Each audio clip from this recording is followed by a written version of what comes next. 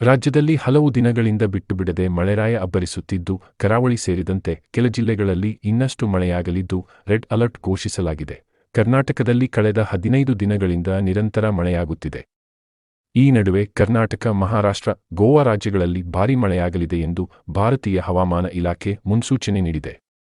ಈ ಹಿನ್ನೆಲೆಯಲ್ಲಿ 3 ರಾಜ್ಯಗಳಲ್ಲಿ ರೆಡ್ ಅಲರ್ಟ್ ಘೋಷಿಸಲಾಗಿದೆ. ಕರಾವಳಿ ಜಿಲ್ಲೆಗಳಾದ ಉತ್ತರ ಕನ್ನಡ, ದಕ್ಷಿಣ ಕನ್ನಡ, ಉಡುಪಿ ಹಾಗೂ ಮಲೆನಾಡು ಜಿಲ್ಲೆಗಳಾದ ಚಿಕ್ಕಮಗಳೂರು, ಶಿವಮೊಗ್ಗ, ಹಾಸನ ಜಿಲ್ಲೆಗಳಲ್ಲಿ ಅಧಿಕ ಮಳೆಯಾಗಲಿದೆ. ಉತ್ತರ ಒಳನಾಡು ಜಿಲ್ಲೆಗಳಾದ ಕಲಬುರಗಿ, ಬೆಳಗಾವಿ, ಬೀದರ್ನಲ್ಲಿಯೂ ಮಳೆ ಸುರಿಯಲಿದೆ ಎಂದು ಹೇಳಿದೆ. ಬೆಂಗಳೂರು, ಮಂಡ್ಯ, ರಾಮನಗರ, ತುಮಕೂರು, ಮೈಸೂರು ಜಿಲ್ಲೆಗಳಲ್ಲಿಯೂ ಮೋಡ ಕವಿದ ವಾತಾವರಣವಿದ್ದು, ಸಾಧಾರಣ ಮಳೆಯಾಗುವ ಸಾಧ್ಯತೆ ಇದೆ. ಜುಲೈ 29ರಿಂದ ಮುಂದಿನ 3 ದಿನಕ್ಕೆ ಈ ಎಲ್ಲ 5 ಜಿಲ್ಲೆಗಳಿಗೆ ಯೆಲ್ಲೋ ಅಲರ್ಟ್ ಮುನ್ಸೂಚನೆ ಕೊಡಲಾಗಿದೆ. ಉತ್ತರ ಒಳನಾಡಿನ ಬೆಳಗಾವಿ ಜಿಲ್ಲೆಗೆ 2 ದಿನ ಯೆಲ್ಲೋ ಮತ್ತು ಕಲಬುರಗಿ ಮತ್ತು ಬೀದರ್ಗೆ ಇಂದು ಯೆಲ್ಲೋ ಅಲರ್ಟ್ ಇದೆ.